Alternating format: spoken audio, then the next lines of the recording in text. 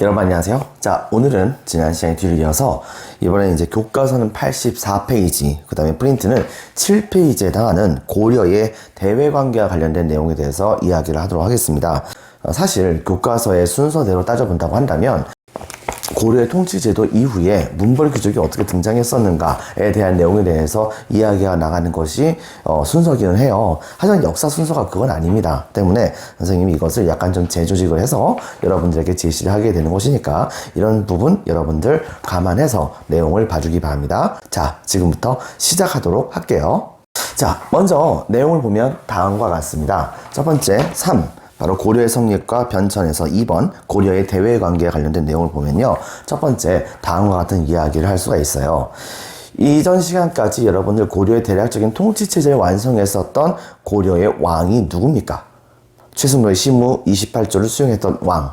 바로 그 사람은 고려의 성종이었었죠. 그런데 이 성종이 국가의 왕이 되었을 때에 고려에 본격적으로 위기가 닥치게 됩니다. 자, 그 내용은 다음과 같습니다. 이미 10세기 무렵쯤에 바로 이제 국가들은 다음과 같은 상황이 벌어지게 돼요. 즉, 동쪽 지역에서는요, 남쪽에 이제 본격적으로 송이라고 하는 나라가 등장하게 됩니다. 5대 10국을 통일해가지고서 여기 보이다시피 송이라는 나라가 등장을 하게 되고, 그 다음에 북쪽에서는 거란족의 요 나라가 계속해서 있었던 상황이 되어 있었어요.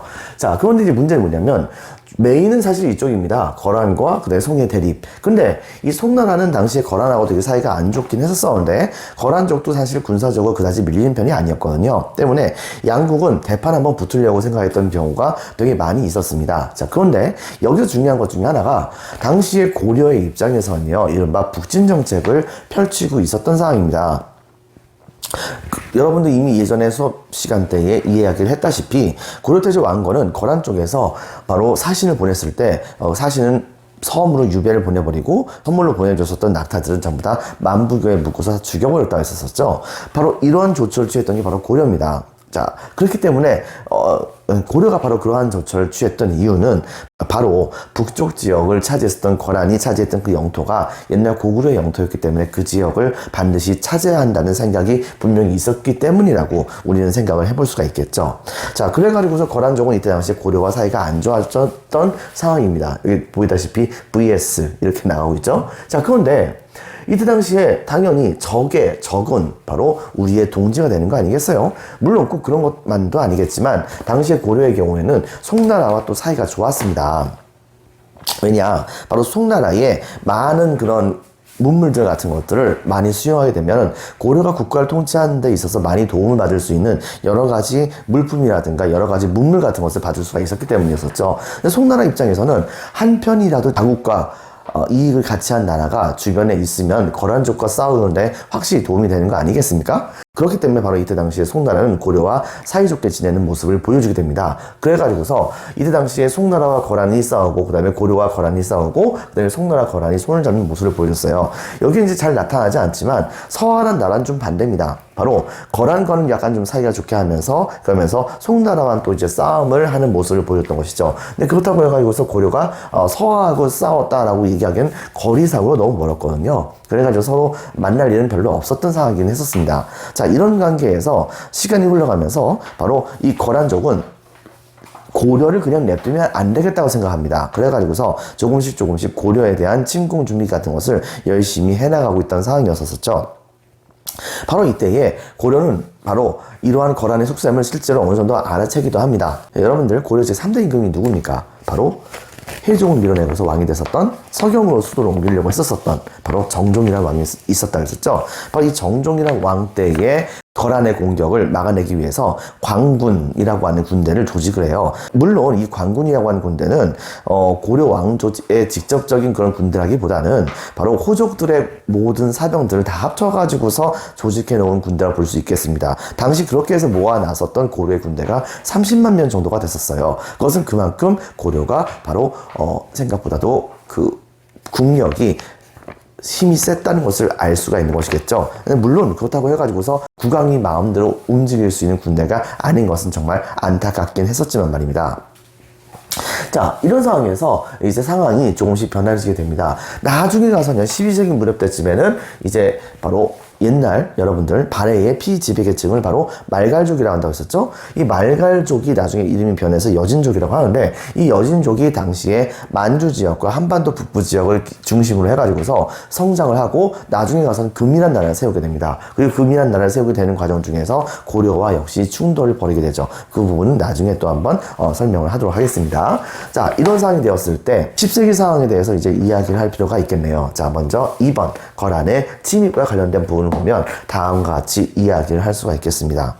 바로 고려의 성종이 왕이 되었을 때입니다. 얼마 후에 이때 당시에 이 거란족은 발해를 멸망시켰잖아요. 근데 발해가 멸망당한 상태에서 압록강 중류 지역에 바로 정안국이라고 하는 건 나라가 조그맣게 있었나 봐요. 그래가지고 이 나라는 송나라와 그 다음에 고려와 같이 연결하면서 바로 이쪽에 있었던 거란족에게 대항하는 모습을 실제적으로 많이 보였다고 합니다.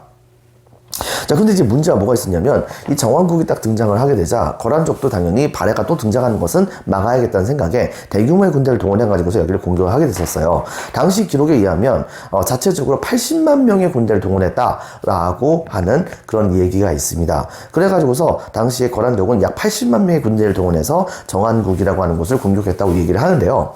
근데 문제는 뭐냐, 정왕국 사람들이 계속해서 고려 쪽에게 편지를 보냅니다. 우리 좀 도와주시오, 우리 좀 도와주시오 라고 얘기를 하고, 그러면서 또 한 가지, 지금 현재 거란 쪽에서 80만 명에 해당하는 대군이 여기를 침공하러 왔는데, 그들은 바로 우리를 정복하게 된다고 한다면 다음 타겟을 바로 고려를 정할 것입니다. 그러니까 우리가 망하기 전에 우리를 좀 도와주시오 라고 요청합니다. 하지만 고려는 그걸 믿지 않았어요.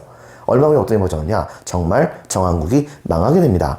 그리고 나서 그 뒤를 이어가지고서 바로 아니나 다를까 그 경고대로 거란족의 군대가 대거 고려로 침공하는 모습을 보여주게 됩니다. 이때 당시에 고려로 침공했었던 거란족의 군대는 바로 소손영이라고 하는 장군이 데리고 있었던 군대였었죠. 당시에 이 대규모의 군대가 침공하게 되자 고려의 성종은 바로 이러한 거란족의 침입을 호기롭게 막아서겠다고 생각을 합니다. 그래서 스스로 황금갑옷을 입고 그 다음에 군대를 일으켜서 바로 거란족에게 대항을 하러 가게 했었으며, 자신도 이제 실질적으로 대군을 몰고서 이제 서경 지역으로 일단 나아갔습니다. 그리고 선발대를 5,000명 정도 뽑아가지고서 거란 진영과 한바탕 붙게 만들었죠. 근데 문제가 생깁니다. 바로 그 선발대가 공격하러 갔는데 거란족의 군대와 맞서 싸우다가 그만 순식간에 전멸당하는 사태가 벌었어요. 자, 5,000명의 군대가 쳐들어가서 싸우러 갔는데 그렇게 쉽게 전멸당했다? 고려 정부는 완전히 패닉 상태에 빠집니다.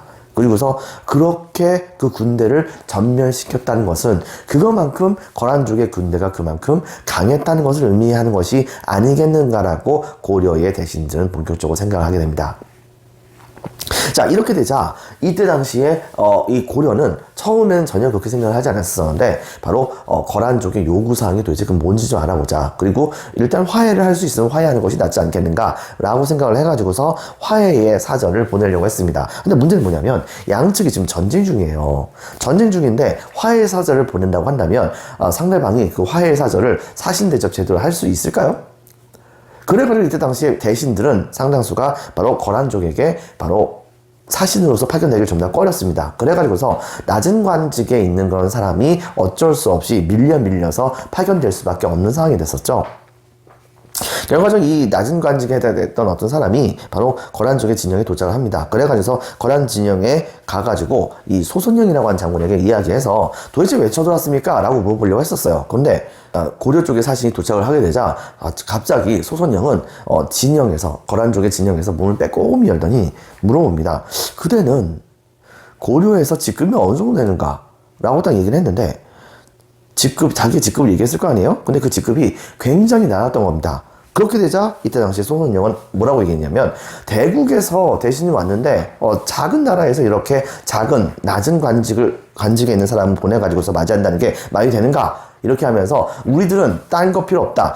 바로 옛날에 거란이 발해를 멸망시켰을 때 바로 발해의 영토는 당연히 거란의 영토가 되는 것이 마땅하다. 그런데 발해를 제대로 다 제압하지 못한 그런 상황에서 있었던 그런 혼란을 이용해서 고려가 야금야금 북진을 해가지고 지금 현재 서경 지역까지 먹어치웠다. 그러므로 바로 이런 서경 지역까지 먹어치운 것은 분명히 거란의 땅을 침탈한 것에 해당이 된다. 그러니까 고려는 당장 그 땅을 내놔라 라고 엄포만 내고서 이때 당시에 보내주게 됩니다. 자, 그렇게 되자 고려의 신하는 겁에 잔뜩 질려가지고서 고려 정부로 달려와서 그런 상황을 이야기를 했고요. 이렇게 얘기하게 되자 이때 당시에 바로 고려 정부는 충격의 도가니에 빠지게 되죠. 그래가지고서 많은 사람들이 다 같이 뭐라고 얘기했냐면 바로 땅을 떼주자고 얘기합니다. 어차피 거란족이 바로 얘기했었던 사항은 바로 이 서경 지역을 내놓기만 하면 그냥 물러가겠다 이렇게 얘기를 한 것이니까요. 자, 그래가지고서 이때 당시에 고려의 성종은 이것 때문에 바로 실제로 서경을 버리려고 했습니다. 그래서 근데 여러분 생각해보세요. 서경이라고 하는 곳에 땅을 버리는 것은 그럴 수 있을지 모르겠지만 그 지역에서 살고 있는 우리나라 백성들을 버릴 수는 없는 거잖아요.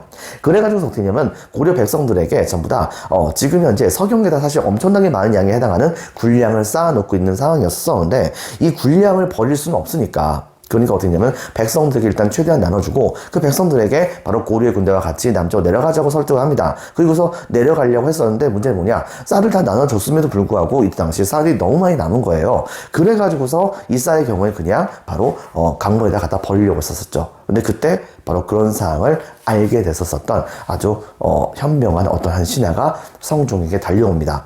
이 신하는 이렇게 얘기합니다. 바로 쌀을 버리는 병사들에게 내가 가서 폐하께 절대 그렇게 쌀을 버리지 말라고 말씀드릴 테니까 너희들은 절대 이 쌀을 바로 강물에다가 걷다 버리거나 하는 모습 보여주지 마라 라고 또 명령 내린 다음에 성종한테 가서 얘기를 합니다. 지금 현재 거란족이 저렇게 쳐들어왔는 상태에서 우리나라를 공격을 하는 것은 위기인 것은 맞지만 만약에 진짜 거란족이 80만 대군이라고 한다면 굳이 우리나라 사람들의 그런 화평제의 같은 것을 맞이할 필요도 없이 그냥 내려와서 쓸어버리면 그만 아니겠습니까? 그런데 왜 그들이 내려와가지고서 우리나라를 쓸어버리려고 하지 않겠습니까? 그것은 무엇이냐? 바로 첫 번째, 그 거란족의 군대가 80만 명이 아니거나 혹은 80만 명이었다고 하더라도 80만 명이 가야 할 곳은 고려가 아니고 송나라일 것입니다 라고 얘기합니다. 근데 그 말을 딱 듣는 순간 분명히 거란족의 꿍꿍이가 있다는 것을 이때 당시에 성종도 깨닫게 되었던 것이죠. 그래가지고서 그렇다면 어떡하지? 라고 생각하면서 고민을 하고 있었던 상황에서 갑자기 어떤 일이 벌어졌냐면 바로 거란족이 계속해서 고려의 사신이 오기만을 기다리고 있었는데 사신이 안 오는 거예요. 이게 열받잖아요. 그래가지고서 어떻게 했냐면은 대규모의 군대를 동원해가지고서 바로 고려의 어떤 성을 하나 또 공격을 하러 갔습니다. 안용진인가 하는 그런 성을 공격을 하러 갔었어요. 자, 그런데 문제는 뭐냐? 하필이면은 여러분들 그곳은 옛날 멸망했었던 발해의 유민들이 거기에 정착을 했었던 땅입니다. 근데 그 군대가 거기에 쳐들어갔다? 여러분 생각해보세요.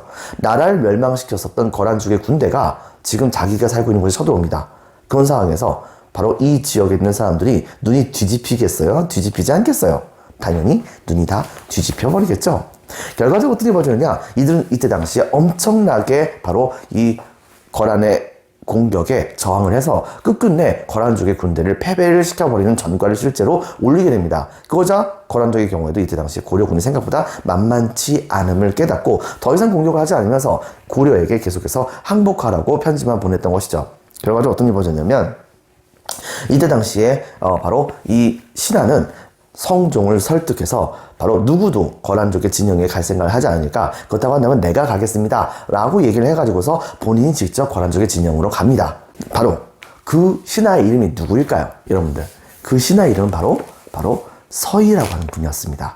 여러분들, 자, 서희가 드디어 거란족 진영에 올라갑니다. 근데 문제는 거란족 진영 쪽에서 바로 사신으로 왔었던 신하의 직위가 너무 낮다라고 하는 것을 꼬투리를 삼아가지고서 고려의 사실은 쫓아버렸단 말이에요. 때문에 서희의 직위가 조금 낮았었던 상황이었는데 바로 그 자리에서 고려의 성종은 서희에게 바로 몇 단계 더 높은 관직을 바로 줘버립니다. 그리고서 고려의 고위급 관직자로서 바로 협상을 하러 가는 관리로서 이때 당시에 거란족의 진영으로 파견이 되죠. 서희는 드디어 거란족의 진영에 도착합니다. 그리고 거란족 진영에서 문이 빼꼼히 열리더니 그대는 어느 정도 분기에 해당되는 사람인가? 라고 물어봅니다. 서희는 이때 당시에 나는 바로 당신들이 얘기하는 바로 그렇게 고려 쪽에서의 고위급 대신에 해당되는 사람이다 라고 얘기했죠. 그러자 이때 당시에 거란족 진영에서는 문이 활짝 열립니다. 그리고서 서희는 그 안에 들어가 있었죠. 당연히 그 안은 절대 서희에게 굉장히 우호적인 분위기일 수가 없겠죠. 자, 그런데 이때 당시에 서희는 그런 것에 대해서 그런 사방팔방에서 자기를 쏘아보는 눈빛 같은 것은 전혀 개의치 않고 당당하게 안으로 들어갑니다. 그리고 드디어 바로 소손령이 있는 곳으로 들어갔을 때 그때 소손령은 바로 당상 위에 있고 그 다음에 서희에는 당상 아래에서 자기가 하는 말을 그냥 들을 것을 강요합니다. 왜? 자기는 대국의 대신이고 바로 당신은 소국의 대신이니까 대국의 대신이 소국의 대신보다 더 높은 것이다 라고 하면서 이때 당시에 서희에게 당 아래에서 자기의 명령을 들을 것을 요구했죠. 근데 그 순간 서희가 어떻게 하느냐? 그냥 집에 갑니다. 이것 때문에 깜짝 놀랐었던 이때 당시에 바로 이 소손령은 달려와서 아니 그대는 왜 가는가? 라고 물어봤더니 서희가 뭐라고 얘기했냐면 난 지금 당신네들과 고려의 화평을 위해서 이 자리에 왔던 것인데 그런데 그대들이 이렇게 나오게 된다고 한다면 내가 굳이 이 자리에 있을 필요가 없지 않겠는가? 만약 그대들이 나를 죽일 생각이라고 한다면 지금 내 모가지를 쳐라. 근데 계속해서 이런 식의 바로 회의 자세를 보이게 된다고 한다면 난 그냥 고려로 돌아갈 것이다. 뭐 이렇게 얘기를 한 거예요. 그러자 거기에서 이제 소손령이 꼬리를 내게 된 거죠. 그래가지고서 이때 당시에 소손령은 당 아래 내려와서 이 서희를 잘 대접을 해주면서 이제 같은 평상에서 와가지고서 앉아서 본격적으로 회담을 하기 시작하게 됩니다. 요구사항은 이거였었어요. 자, 보세요, 여러분들. 처음에 거란족은 고려에게 영토를 할지, 즉 바로 영토, 서경지역을 내놓으라고 얘기했던 것이고 또 한 가지 송과의 외교 단절 같은 것을 요구하면서 침공했었었는데 서희가 외교 담판을 하러 간 겁니다. 뭐라고 얘기했냐면 이렇게 얘기합니다. 당시에 거란족의 소손령은 서희에게 그대 나라는 신라의 땅에서 일어났고 우리는 바로 고려 지역을 장악했었던 발해를 멸망시켜서 그 땅을 차지했다. 그런데 신라의 땅에서 일어났던 이 고려란 나라가 어째서 발해에 그 땅을 차지하려고 하는가? 라고 하면서 따져 물었습니다. 근데 문제는 뭐냐? 여러분들 알다시피 서희는 바로 다음과 같이 반박을 하죠. 야, 좀 생각을 좀 해보자. 너희들 우리나라 이름은 알고는 있니? 나라 이름은 고려 아니니? 근데 고려라고 하는 말은 고구려는 말이 줄여진 말이다. 그렇다고 한다면 니네들이 말했던 식으로 따져본다고 한다면 사실은 니네들이 차지했었던 이쪽 지역에 있는 모든 땅들은 원래 고려 땅이어야 된다. 근데 지금 그거 내놓으라고 얘기하지 않은 것만 해도 다행으로 여겨야 되는 거 아니겠니? 라고 얘기하면서 오히려 반박을 합니다. 그러자 이때 당시에 소손령 일단은 할 말이 없겠죠? 여러분들? 자, 그러자 이번엔 현실적인 얘기를 했었습니다. 즉, 요 나라는 사실 송나라와 사이가 나쁘다. 근데 요 나라는 고려와 사이를 좋게 가지려고 했다. 그런데 고려는 가까이에 있는 요 나라와는 사이를 나쁘게 하면서 멀리에 있는 송나라와 같이 손을 잡으니 이것은 양쪽이 같이 손을 잡아가지고서 요 나라를 공격하려고 하는 것이 아니겠는가? 어떻게 가까이 있는 자들은 멀리하고 그다음에 멀리 있는 자는 가까이 하는가? 고려는 그래서 그냥 냅두면 안 된다. 라고 생각해서 이렇게 쳐들어왔다 라고 얘기합니다. 근데 여기에서 서희가 아주 멋진 지혜를 발휘를 하죠. 여러분들 예전에도 한번 얘기했다시피 바로 발해의 피지배 계층은 말갈족입니다. 이 말갈족은 바로 나중에 여진족이 되죠. 이땐 여진족이라고 불려서 썼는데요. 여진족은 자기를 멸망시켰었던 거란족에 대해서 굉장히 나쁜 감정을 갖고 있었어요. 그리고 근데 문제는 뭐냐면 그들도 사실상 유목민족 출신에 해당되는 사람들이었기 때문에 거란족들은 이 여진족들을 제대로 잘 컨트롤하기가 좀 어려웠던 측면이 분명히 있었습니다. 그래가지고서 이때 당시에 이 여진족 여러 부족들에게 반자치적인 그런 권력 같은 것을 주긴 했었어요. 제대로 통치를 하지 못하니까. 그래서 여진족은 이때 당시 여기 굉장히 많이 산재했었었는데 바로 그걸 이용해 먹은 거예요. 즉 사실 고려는 거란족과 사이좋게 지내고 싶었다. 서희가 이렇게 얘기한 겁니다. 바로 친하게 지내고 싶긴 했는데 가운데에 사실상 점점이 바로 여진족이 다 깔려있다. 그리고 여진족은 거란족과 고려가 사이좋게 지내는 것을 원하지 않는다. 그렇기 때문에 만약에 고려가 사신을 보내거나 하게 된다고 했었을 때 이것을 시기했었던 여진족이 이 사신들을 죽여버리거나 하게 된다고 한다면 그 다음부터 누가 무서워서 거란족으로 가겠는가. 특히 이 압록강 주변 근처에 있었었던 여진족들이 너무 심하게 적대적이다. 그러므로 이것 때문에 못 가는 거지 사실은 이들만 아니라고 한다면 바로 우리 고려는 언제나 거란족과 같이 사이좋게 지낼 수 있다. 이렇게 얘기를 한 겁니다. 근데 이때 당시 거란족 바보가 아니라고 하더라도 일단은 대를 위해서 서로 희생하기로 한 거죠. 왜냐하면 사실 거란족의 영토에서 본다고 한다면 이 정도의 땅은 별거 아니거든요. 근데 거란족은 진짜 거대한 영토를 얻고 싶었습니다. 거기가 어딜까요? 바로 송나라입니다. 사실 고려로 쳐들어왔던 군대의 숫자가 도대체 얼마나 되는지 우리는 잘 몰라요. 그렇긴 한데 문제는 뭐냐면 이 군대가 바로 소모가 된다고 하더라도 고려를 멸망시키는데 소모가 되어야 되는 것이 아니라 송나라를 공격하는데 소모가 되어야 되는 겁니다. 그런데 영락 이 군대가 전부 다 고려로 쳐들어오고 있으니 거란족의 입장에서도 바로 약간 좀 답답한 노릇이었던 것이죠. 자, 때문에 이때 당시에 이 소선영은 바로 자신의 의도를 바로 보이게 됩니다. 그렇다고 한다면 만약에 고려가 이쪽 지역을 여진족을 내쫓고서 차지하게 된다고 한다면 그런다면 계속해서 거란족과 교류를 하겠는가? 라고 얘기했고 이때 당시에 서인은 당연한 얘기 아니겠는가라고 얘기합니다. 결과적으로 이 얘기를 듣고서 이때 당시 소선영은 그 80만 대군이라고 불렸었던 그런 군대를 싹 다 물리고서 본국으로 돌아가게 됩니다. 그리고서 바로 고려에게 사실 거란족도 압록강 주변에 있었던 바로 이 여진족에 대한 통제가 힘들었거든요. 그래서 고려가 만약에 자기의 힘으로 압록강 안쪽에 있는 여진족을 공격해서 그 지역을 점령하게 된다고 한다면 거란족 그거에 대해서 문제 삼지 않겠다라고 선언합니다. 단 전제 조건은 거란과 사이좋게 지내기 이거였었어요. 그래가지고서 이때 당시에 그 군대가 그대로 돌아가게 됐던 것입니다. 결과적으로 무엇이냐 여러분들 실제로 이 서희의 외교 담판에서는 거란족에게 고려가 고구려를 계승했었다라고 하는 것을 인식을 시켜준 거예요. 두 번째는 또 한 가지 뭐냐 송과의 외교 단절을 실제로 이루긴 했었습니다. 실제로 이 땅을 차지했거든요. 그 땅의 이름이 바로 어디냐면 강동 육주입니다. 바로 소선영의 군대가 전부 다 후퇴를 하게 되자 바로 이 고려는 대군을 동원해 가지고서 순식간에 이 지역을 차지한 다음에 여러 개의 성을 쌓고 여기다가 6개의 주를 설치하게 되죠. 그리고서 일단 형식상이나마 송나라와의 외교 관계를 끊고 거란족에게 바로 사신을 매년마다 보내는 모습을 보여주게 됩니다. 이것이 바로 이른바 우리가 잘 알고 있는 그 이름도 유명한 서희의 외교 담판이라고 하는 것입니다. 거란은 제1차 침입 당시 때예요. 여러분들. 자, 이렇게 됨으로써 제1차 침입이 끝나게 됩니다. 근데 이제 문제가 생깁니다.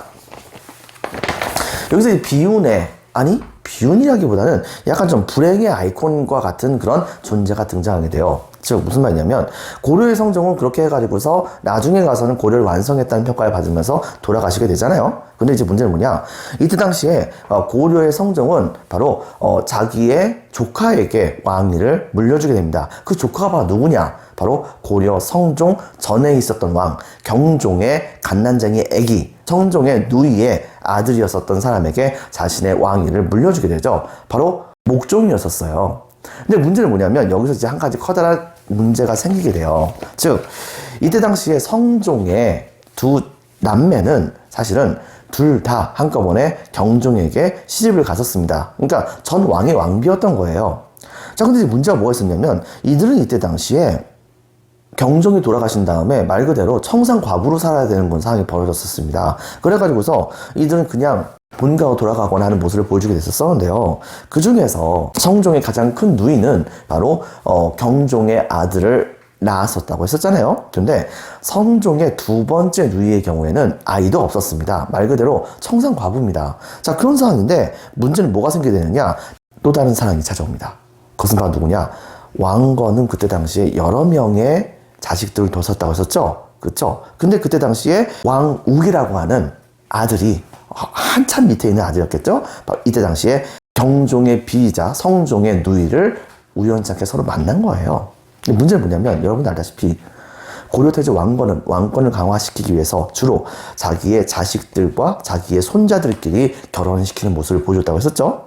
그러다 보니까 이 두 사람은 서로 사랑에 빠집니다. 근데 한쪽은 삼촌이고 한쪽은 조카예요. 근데 그 둘이 서로 사랑에 빠진 거예요. 문제는 아무리 왕건이 왕족끼리의 결혼을 장려했다고 하더라도 여자 쪽은 전 왕이었던 바로 경종의 왕비였던 사람입니다. 그러니까 왕비가 다른 사람하고 재혼한다는 거 말이 안 되는 거잖아요. 그런데 경종의 왕비였던 이 사람이 바로 왕건의 아들 중에 한 명이었던 왕욱이라는 사람과 같이 바로 바람이 나버리는 사태가 벌어져가지고서 심지어 임신까지 하게 된 겁니다. 결과적으로 이것 때문에 문제가 뭐가 생기게 되느냐 나중에는 성종이 이걸 알게 돼가지고서 둘 다 사형을 시키려고 했었으나 근데 이미 그때 당시에 여러분들 알다시피 근친혼에 가장 큰 문제가 생기게 됩니다. 왕권의 후손들이 많이 없어진 거예요. 이러다 보니까는 당시에 바로 어쩔 수 없이 이 왕후의 경우에는 먼 곳으로 일단은 유배를 보내버리고 그 다음에 자기의 누이는 역시 감옥에 가둬놓은 상태에서 그냥 지켜만 보게 했는데 이때 당시에 그 누이가 바로 아이를 낳게 된 겁니다. 그리고 그 아이가 바로 아들로 태어났던 것이죠. 하지만 그 누이가 아들을 낳은 다음에 얼마 지나지 않아서 바로 죽게 됩니다. 말 그대로 그 아이는 태어나자마자 엄마는 죽고 아버지는 멀리 유배를 떠나게 된 그런 상황이 되었다라고 볼 수 있는 거겠죠. 아무도 이 아이를 돌봐줄 사람이 없었던 겁니다. 때문에 성종은 제대로 된 자기 아들도 없었겠다. 그렇기 때문에 성종은 어떻게 했었냐면 바로 그 아이를 자기의 아이처럼 돌봐주기로 마음을 먹습니다. 그래가지고 유모를 데려온 다음에 유모에게 젖을 먹이게 하고 그 다음에 돌보게 했는데요. 가끔가다 성종은 그 아이가 항상 보고 싶어가지고서 가끔가다 이제 보러 가기도 했었죠. 근데 문제는 뭐냐, 그 아이가 바로 어느 정도 커가지고서 이제 아장아장 걸을 수가 있는 상황이 되었을 때 바로 이 아이는 바로 성종이 어느 날 자기를 보러 오는 모습을 보자마자 아장아장 걸어가면서 바로 성종에게 아빠 뭐 이렇게 얘기를 한 거예요. 근데 그 얘기를 딱 듣는 순간 성종은 눈물을 주르륵 흘릴 수밖에 없었다고 합니다. 왜? 바로 성종이 그 아이의 아빠가 아니잖아요. 그래가지고서 결과적으로 이렇게 하면 안 되겠다 라고 생각했던 성종은 바로 그 아이를 바로 멀리 유배를 떠났었던 왕욱에게 바로 보내게 됩니다. 그래가지고 왕욱은 그 아이를 맞이를 하게 됐던 것이죠. 데리고 와가지고 키웠던 것은 아니고 어떤 왕욱이 살고 있었던 그 동네 지역에 바로 근처에 있는 절에다가 바로 이 아이가 살게 해가지고서 왕욱이 가끔가다 이제 그 아이를 보러 가는 모습을 보여줬다고 해요. 자, 근데 문제는 뭐냐? 그렇게 한 지 몇 년 지나지 않아서 그만 이 왕욱도 죽게 됩니다. 죽은 상태에서 한 2년 동안 더 계속해서 그 아이는 그 절에서 머물고 있었던 상황이었었죠. 근데 문제는 뭐냐? 얼마 후에 그 아이를 끔찍히도 아꼈었던 이 성종마저도 돌아가시게 됩니다. 그래가지고서 그 뒤를 이어서 왕위를 계승했던 사람이 경종의 외아들이었었죠. 너무 어려가지고서 성종에게 왕위를 줄 수밖에 없었었던 경종의 아들, 이 아들이 바로 고려의 왕으로 즉위를 하게 됩니다. 그 사람이 누구냐면 고려의 목종이라는 왕이에요. 근데 이 고려의 목종이란 왕이 왕위를 계승하게 되었을 때 그때 당시에 그 나이가 굉장히 좀 어렸었기 때문에 경종의 부인이자 이 목종의 어머니였던 사람은 고려의 왕의 바로 어머니로서 자기 아들을 대신해서 국정을 좌지우지하는 모습을 보여주게 돼요. 그 사람을 읽어서 우리는 뭐라고 보냐면 천추태후라고 얘기를 합니다. 근데 문제는 뭐냐? 이 천추태후가 바로 이때 당시에 자기도 이제 평생 동안 살다 보니까 청산과부처럼 살게 된 거잖아요. 그러다 보니까 너무 외로운 거예요. 너무 외로워서 김치향이라는 사람과 같이 그만 눈 맞아서 이때 당시에 서로 사실상 거의 같이 사는 거나 마찬가지 상황이 되어버립니다. 나중에 가서 어떤 일이 벌어지냐면 김치향하고 이 천추태후 사이에서 아이까지 태어나요. 근데 여러분 한번 생각해보세요. 천추태후하고 그 다음에 바로 김치향 사이에서 아이가 태어났다? 그럼 그 아이는 비록 왕건의 후손이라고 얘기를 할 수는 있겠지만 그렇지만은 성씨가 뭡니까? 바로 김씨 아니겠어요, 여러분들? 자, 그런데 이때 당시에 천추태후가 딱 봤을 때 자기 아들이었던 목종이 자, 아이를 또 못 낳아요. 심지어 이제 동성애도 좀 했다는 그런 얘기도 있습니다. 자, 이렇게 되다 보니까 이때 당시에 천추태후는 자기 아들이 시간이 흘러가서 점차 몸이 약해진다라고 생각한 나머지 만약에 자기 아들이 죽게 된다고 한다면 그 뒤를 이어서 바로 김치향하고 자기하고 사이에서 낳았던 바로 불륜의 씨앗에 해당되는 그 아이를 바로 왕위를 계승하게 하려고 했었습니다. 그 김씨성을 갖고 있는 그 아이를요. 근데 문제는 뭐냐면 그렇게 하려고 하다 보니까 자기 아이는 김씨인데 왕씨성을 갖고 있는 사람이 딱 한 명 남아있잖아요. 그 사람이 누구예요? 바로 자기의 여동생의 아들 그리고 왕욱과의 사이에서 났던 사생아, 불륜의 씨앗이죠. 또 다른 불륜의 씨앗, 바로 자기의 조카가 여전히 남아있었던 겁니다. 걔는 왕씨잖아요. 어쨌든 간에 그렇기 때문에 어떻게 할까 고민하다가 차마 천추태후는 그 아이를 죽이지 못하고 일단은 바로 절에다가 일부러 출가시킵니다. 머리를 빡빡 밀어가지고서 바로 절에다 출가시킨 다음에 스님이 되게 만들면 그 사람은 스님이 되면 자기 아들은 이제 바로 고려의 왕으로 즉위할 수 있는 거 아니겠습니까? 근데 이제 문제는 뭐냐면 김치향의 입장에서는 이게 좀 생각이 좀 달랐었어요. 뭐냐면은 당시에 김치향의 경우에는 바로 이 아이가 죽게 된다고 한다면 100% 자기 아들이 왕위를 계승할 거라 생각했었습니다. 근데 이 아이가 계속해서 살아있다고 한다면은 그 지위가 계속해서 흔들릴 거라 생각한 거예요. 그래가지고서 이 김치향 일파는 당시에 그 아이를 죽이기 위해서 계속해서 자객을 보냈다고 합니다. 근데 이 자객이 왔었을 때 절의 주지스님이 바로 그 자객들을 정말 잘 속였대요. 예를 들면 어떤 식이냐면은 특정 숙소를 마련해 줍니다. 그래가지고서 그 숙소의 안에서 들어가는 것을 봤었던 자객들이 한밤중에 몰래 들어와가지고서 그 숙소 안에 있는 침대 위에서 잠을 자고 있는 그 아이를 향해서 칼을 여러 차례 걸쳐가지고서 꽂아버리는 모습을 많이 보여주기도 했다고 합니다. 근데 문제는 뭐냐면 칼을 꽂아버렸었던 그 상대가 그 아이가 아니고 허수아비였던 거죠. 사실은 알고 봤더니 이때 당시 절의 주지스님은 바로 그 숙소 안에 들어가게 되면 그 아이에게 침대 위에서 잠을 자게 한 게 아니라 비밀 통로를 통해 가지고서 침대 밑에 있는 비밀 공간에서 잠을 자게 하는 모습을 보여줬던 것이에요. 바로 그런 식으로 해가지고서 바로 이렇게 자객들을 많이 피할 수 있는 그런 결과가 실제로 있었던 것입니다. 자, 이렇게 했는데 문제는 뭐냐면 바로 이렇게 했음에도 불구하고 이렇게 자객들을 피하는 것은 분명히 한계가 있는 거잖아요. 그래가지고서 이때 당시에 목종의 경우에는 자기가 이제 죽을 거라고 생각을 해가지고서 자기의 후임으로 자기의 씨가 다른 동생을 왕위로 세운다는 것은 좀 아니라고 생각했던 것입니다. 이왕이면 왕씨가 왕위를 계승하는 게 맞지 김씨가 왕위를 계승한다는 건 말이 안 된다고 생각했던 거예요. 그래가지고 이 목종은 왕시성을 가졌던 자기 사촌 동생에게 불륜의 씨앗이었던 그 사촌 동생에게 왕위를 물려주겠다고 마음을 먹은 다음에 그 다음에 자기의 신복 중에 한 명이었던 바로 이때 당시에 국경 지역에 나가 있었던 강조라고 하는 사람에게 바로 명령을 내립니다. 내가 지금 이제 오늘 내일 한다. 그런데 그대 강조는 지금 즉시 어느 절에 가면 그 아이가 거기 있을 테니까 네가 가가지고서 그 아이를 보호하도록 해라. 그리고서 그대는 그 아이를 보호한 다음에 내가 죽었다는 소리가 들리자마자 바로 군대를 끌고 들어와가지고서 어머니와 김치향과의 사이에서 나왔던 그 불륜의 씨앗에 해당하는 아이와 그 다음에 김치향 일파를 싹 다 제거해버리고 바로 그 아이를 고려의 왕으로 세우도록 해라 라고 얘기를 했대요.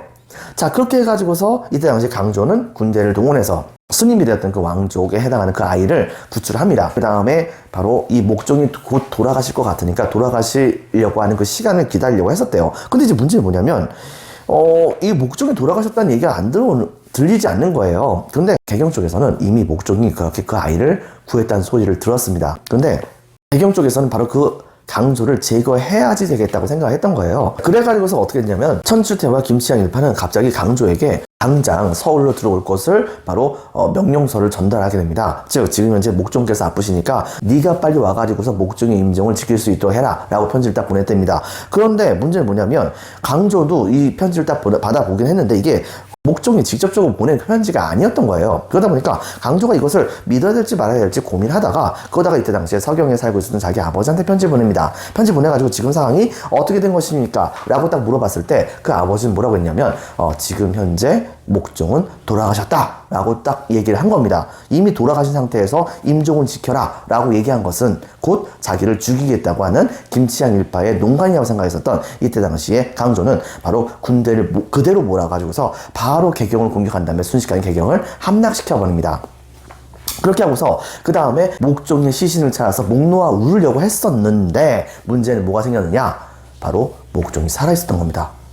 그러다 보니까 이때 당시에 목종도 마찬가지고 강조도 마찬가지고 둘 다 당황했겠죠. 강조는 바로 그런 상황에서 이 목종에게 잠깐 상황이 정리되는 대로 폐하를 다시 모시겠습니다 라고 얘기했습니다. 자, 그러나 이때 당시에 목종은 바로 나는 사실 임금 자리에 더 이상 미련이 없다. 바로 내 자리를 바로 이 아이에게 물려주도록 해라. 다만 나에게 한 가지 소원이 있다고 한다면 난 정계에서 은퇴하고 싶은데 은퇴한 다음에 삶은 내 어머니와 같이 살고 싶다라고 얘기를 했었습니다. 자, 그래가지고서 이때 당시에 바로 이 목종이 밀려나고 강조의 정변으로 인해 가지고서 고려의 왕으로서 그 불륜의 씨앗이었던 아이가 즉위를 하게 되었던 것입니다. 그 사람의 이름이 바로 현종이에요.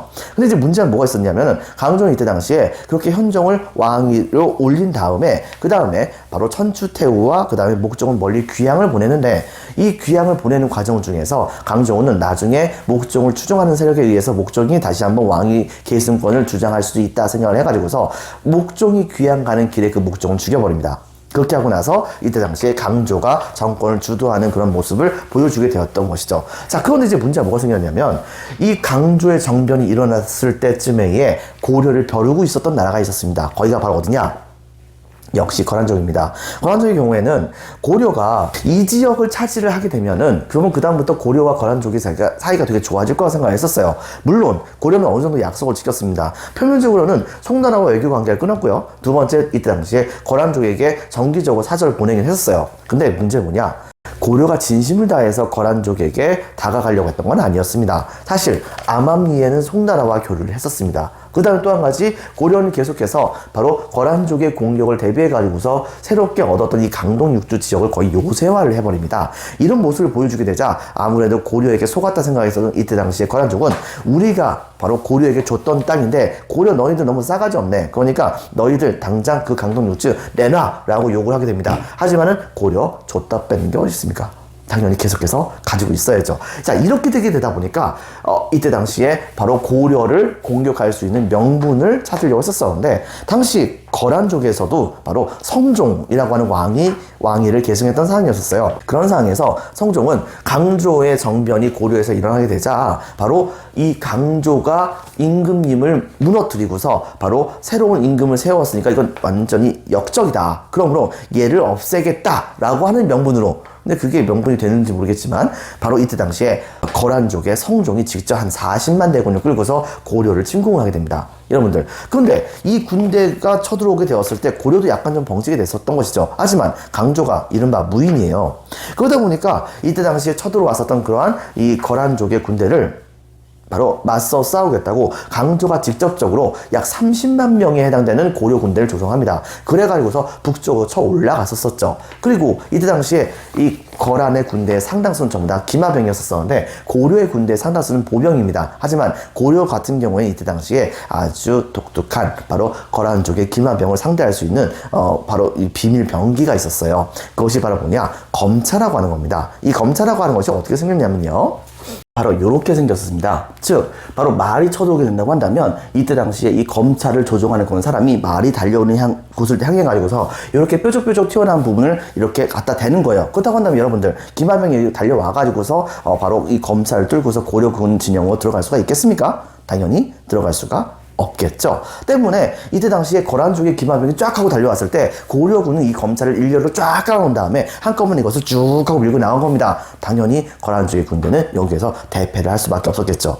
그렇기 때문에 이때 당시 강조는 바로 이 첫 번째 싸움에서 대규모로 승리를 거두게 됩니다. 때문에 강조는 이런 승리를 스스로 자축을 하게 돼요. 자, 그래가지고서 이때 당시 이 강조는 바로 이러한 승리를 자축하기 위해서 각 부대에 있는 30만 대군의 각 부대에 있는 최고 참모부에 해당되는 사람들 한 자리에 모아놓고서 거기에서 그날 밤 파티합니다. 한번 술 한잔 마신 거죠. 근데 문제는 뭐냐? 파티를 하고 있다는 소문이 갑자기 거란족 진영에 몰래 흘러 들어간 거예요. 그러자 거란족의 성종은 다른 데는 다 냅둬놓고 거기만 공격한 거예요. 결과적으로 어떻게 보자느냐? 순식간에 바로 파티하고 있는 그 장소가 거란족의 진영에게 공격을 당하게 되면서 고려군의 지휘부가 완전히 다 잡혀버리게 되는 사태가 벌어지게 된 겁니다. 강조도 그대로 끌려갔고요. 이것 때문에 여러분 한번 생각해 보세요. 지휘부가 다 잡혀버린 고려군들은 당연히 갈 데가 있겠습니까? 말 그대로 이때 당시 30만 명의 대군은 눈 녹듯이 사라지게 됩니다. 그리고 사방팔방으로 전부 다 흩어지게 되었던 것이죠. 당시에 끌려갔던 이때 당시에 강조는 바로 거란족의 진영에 끌려가가지고서 거기에서 요나라의 성종에게 항복을 권유받았다고 합니다. 하지만 이때 당시에 강조는 어째서 고려 싸움으로써 거란족에게 항복한단 말인가? 라고 얘기했고 미리 항복했던 사람에게 욕을 하면서 절대 거란족에게 항복하지 않겠다라고 얘기했기 때문에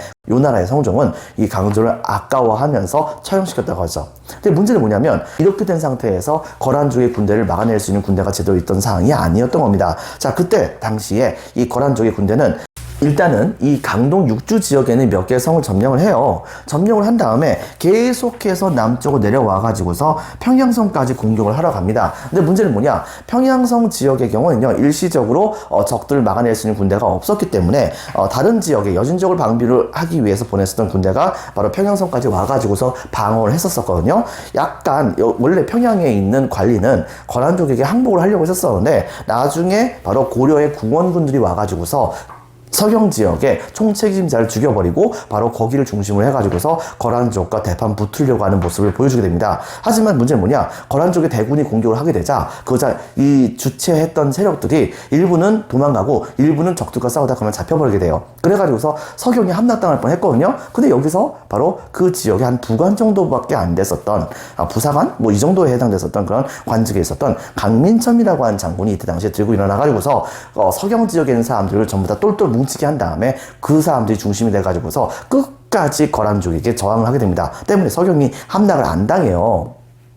근데 거란족의 군대는 여전히 많이 있지 않겠습니까? 그래가지고서 이때 당시 거란족의 군대가 대규모로 바로 개경으로 이번에는 쳐들어오게 된 겁니다. 문제는 서경을 막는데 너무 신경을 쓴 나머지 개경을 막는 데는 신경을 쓰지 못했던 현종. 근데 거란의 대군이 개경으로 쳐들어온다는 소식을 듣게 되자 이것 때문에 완전 넋이 나가버리게 됐던 것이죠. 자, 이렇게 됐을 때 이때 당시에 바로 여러 그런 신하들은 거란족에게 항복을 하자고 얘기를 하기도 합니다. 그런데 이때 당시에 여러분도 잘 알고 있는 바로 그 유명한 강감찬이라고 하는 어떤 한 문관입니다. 무관 아니에요, 여러분들.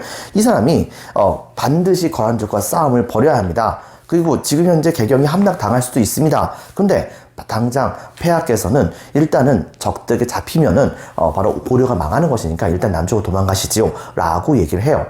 그리고서 저희들이 끝까지 거란족과 싸우겠습니다. 네, 약속을 하죠. 자, 결과적으로 바로 현종은 바로 이 강감찬 장군의 그런 말을 들어가지고서 그래서 바로 이 고려의 나주 지역을 향해 가지고서 도망을 갔어요. 문제는 뭐냐면 도망가다가 고려의 여러 호족들이 바로 이 현종의 목숨을 노리는 경우도 정말 많았고요. 불손하게 행동하는 경우도 정말 많았던 겁니다. 이걸 통해서 고려 현종은 하마터면 목숨 잃을 뻔도 하면서 고려의 현실이 이렇구나라고 하는 것을 제대로 깨닫게 됩니다. 하지만은 나주 지역으로 결과적으로 도망가게 됐던 것이죠. 왜? 바로 고려 제2대 임금 바로 희종의 경우에는 나주 오씨와 같이 결혼을 했었잖아요. 그러다 보니까 나주 지역의 사람들은 고려 왕실에게 되게 호의를 갖고 있었단 말입니다. 때문에 나주 지역에 도망을 가가지고서 목숨을 구걸하고자 하는 마음을 분명히 갖고 있었던 것이죠. 결과적으로 어떻게 벌어졌느냐? 바로 이렇게 된 상태에서 거란의 성종은 밑에 내려와서 봤는데 개경까지 함락을 했는데 근데 문제는 정작 있어야 될 현종이 없는 겁니다. 이것 때문에 어떻게 할까 엄청나게 고민하고 있는데 이때 당시에 잡혀왔었던 고려의 신하가 바로 이 거란의 성종에게 거짓말을 해버려요. 지금 고려의 현종은 이미 수천 리 밑에 있는 먼 곳으로 도망을 간 상태다.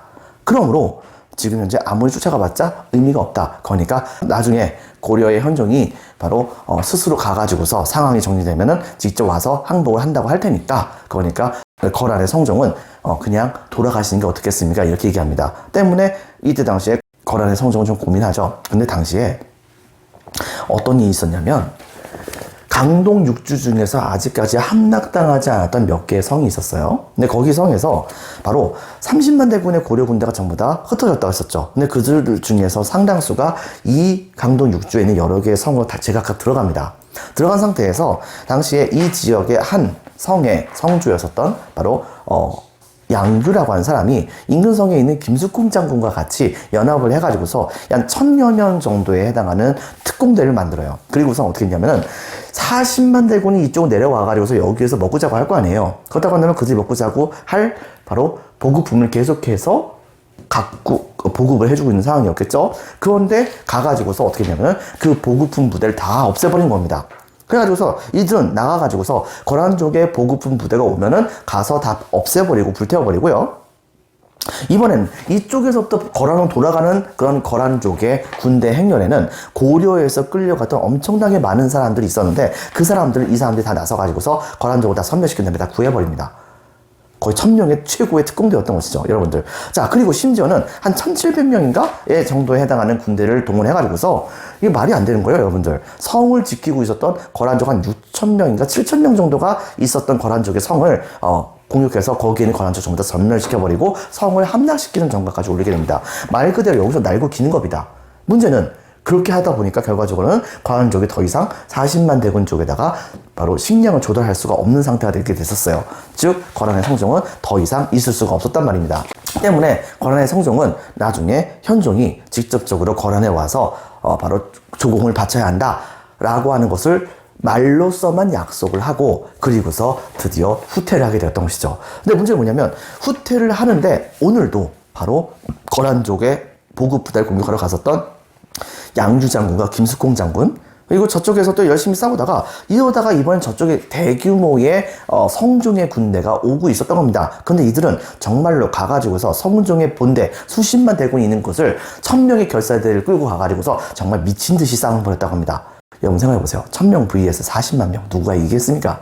당연히 40만 명이 이기겠죠. 결과적으로 어떤 게 벌어졌느냐? 바로 양규 장군을 비롯한 1000명의 결사대는 전원 다 전사하게 됩니다. 근데 그 과정 중에서 수많은 고려 사람들이 전부 다 해방돼가지고서 탈출할 수 있게 되었다고 하죠.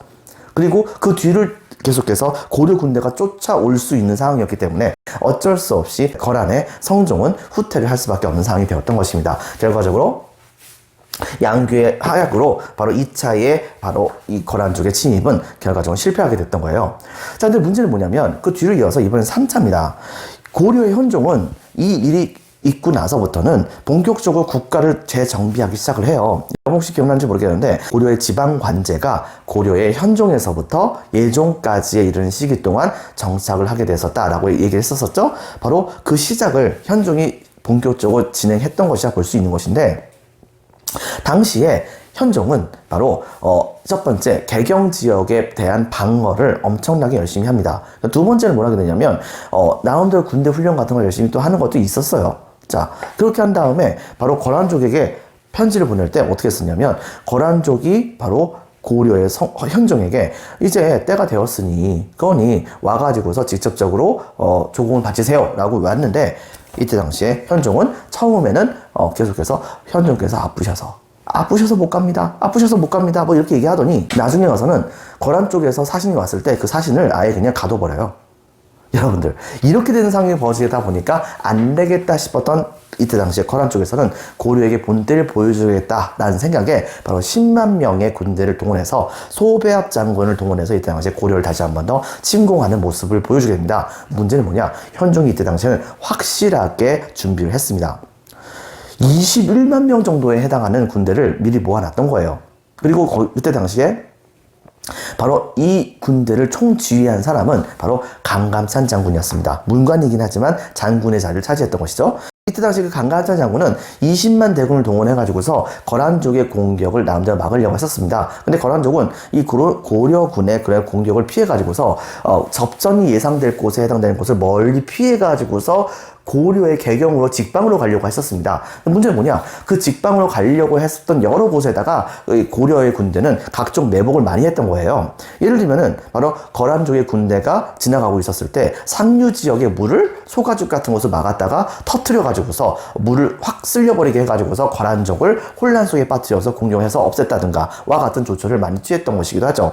하지만 문제는 뭐냐? 소배합은 그 정도로 해가지고서 이미 거란족의 바로 얘기가 끊겼던 상황임에도 불구하고, 그럼에도 불구하고 이들은 끝까지 밑으로 내려가게 됩니다. 결과적으로는 이 군대의 속도가 너무 빠르게 되자 안 되겠다 싶어도 이 당시에 고려의 강감찬 장군은 긴급히 바로 개경을 보호할 수 있는 군대를 일단 딸려보내요. 문제는 뭐냐? 아직 그들이 도착을 하지 않은 상태에서 고려 쪽의 현종은 개경의 수비군이 너무 적었던 겁니다. 그렇기 때문에 다시 한 번 더 피난을 가야 되는 상황이 벌어지게 됐어요. 그런데 이때 당시에 이 고려의 현종은 다른 곳으로 이동하자는 신하들의 요구사항을 이런지하에 거절합니다. 다시 한 번 또 그 꼴을 당하고 싶지 않다 이거죠. 그렇게 하고서 어떻게 했냐면, 개경에서 뛰어난 사람들 여러 명을 모아가지고서 그들에게 바로 일단은 훈련을 시킵니다. 그렇게 하고서 이 거란족의 군대가 쳐들어오는 것을 딱 지켜보고 있었던 것이죠. 문제는 뭐냐? 거란족 딱 도착을 했는데 개경의 성과가 너무 웅장한 겁니다. 더불어서 군대도 조금 있는 거예요. 근데 얼마 후에 바로 이 거란족의 군대가 일단 일부 군대를 보내가지고서 공격하려고 했는데 성 안에서의 반발이 너무 심했던 겁니다. 그리고 얼마 후에 가가지고서는 바로 고려의 그런 지원군이 이윽고 개경에 도착을 하게 되면서 더 이상 개경을 쉽게 점령할 수 없다는 것을 알게 되었습니다. 소배합은요. 문제는 이 소배합의 군대가 아무런 보급 없이 그냥 거기까지 왔다는 거예요. 그러다 보니까 먹을 것도 다 떨어졌잖아요. 근데 고려는 소배합의 군대가 들어올 수 있는 모든 곳에 이른바 청야전술을 전부 시행한 겁니다. 이렇게 되다 보니까 먹을 것도 하나도 없고 현지에서 약탈해서 먹으려고 했는데 다 불타버리고 이렇게 하니까 더 이상 버틸 수 없었던 소배합의 군대는 어쩔 수 없이 그 군대를 몰아가지고서 바로 다시 한번 접전지가 될 수 있는 곳으로 해당되는 곳을 몰래 피해가서 도망가려고 했었습니다. 하지만 이것을 냅둘 고려의 군대는 아니죠.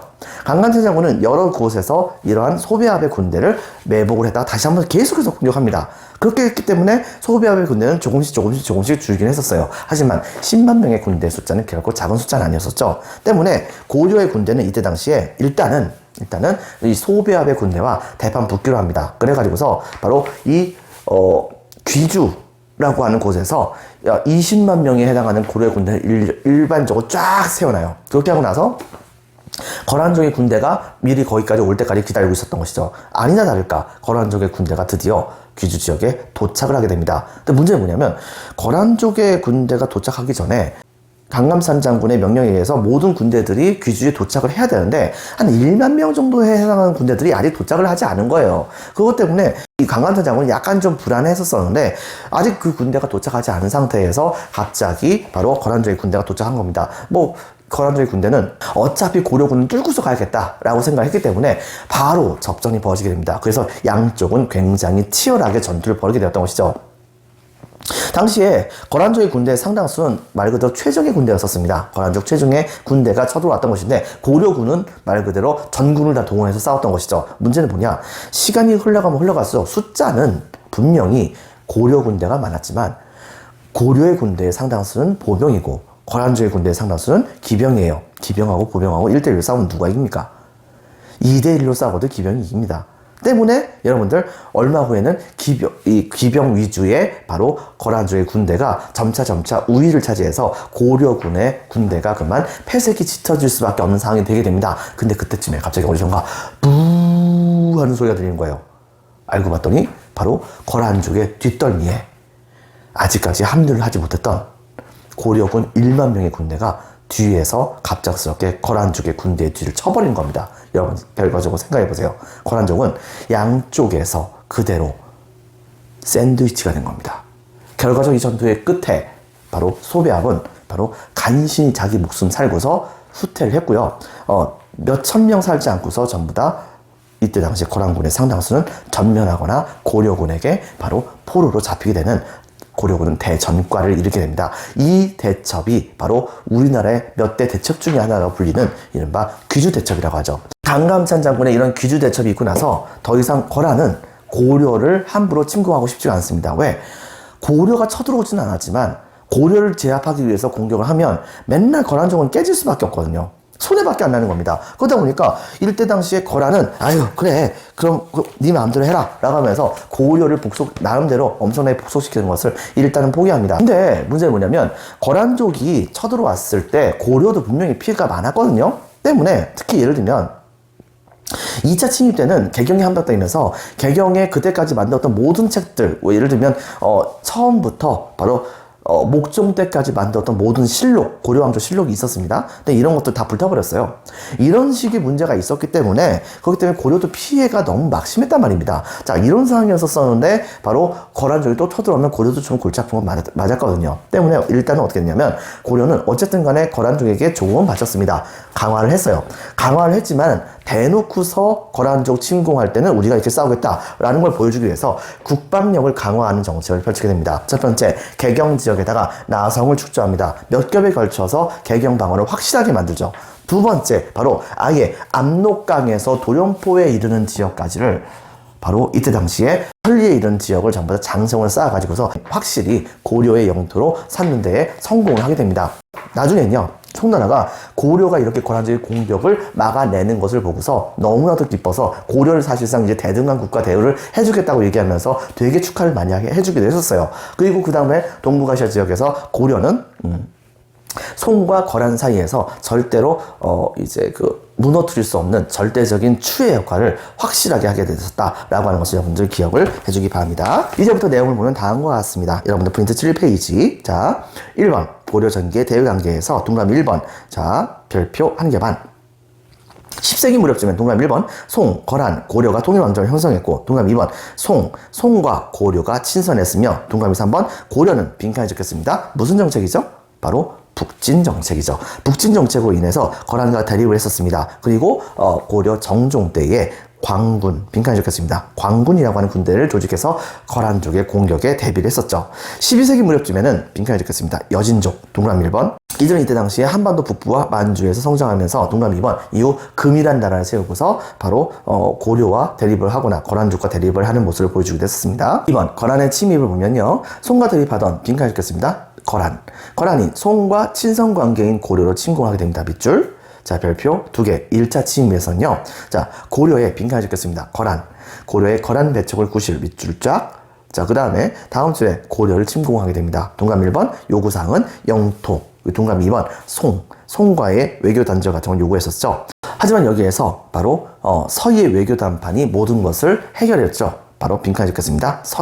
서희의 외교 담판 박스칩니다. 동그라미 1번 고려의 고구려 계승 주장. 동그라미 2번 송가의 외교 단절. 동그라미 3번 강동 육주 획득. 이런 모습을 보여줬다는 점 기억해 주세요. 자, 그 다음에 또 한 가지. 자, 2차 취임에서는요, 빈칸에 적혔습니다.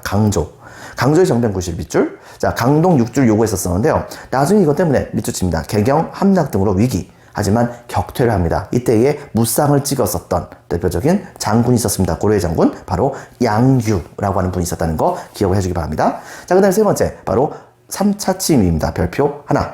강동 육주 반환을 요구하면서 침략했었으나 누가 나섰죠? 바로 강감찬. 자, 강감찬의 귀주대첩. 여기에서 거란족의 10만 대군을 사실상 섬멸시켜버렸죠. 영향은, 자, 이후 동그라미 1번 거란과 강화했고, 동그라미 2번 국방력을 강화합니다. 개경의 나성을 축조하고 빈칸에 적혔습니다. 바로 우리나라 역사에서 두 번째 천리장성이 등장한다고 했었죠. 바로 천리장성을 축성합니다. 바로 압록강에서 도련포까지요. 자, 여러분들 수고 많았습니다. 오늘 여기까지 할게요. 감사합니다.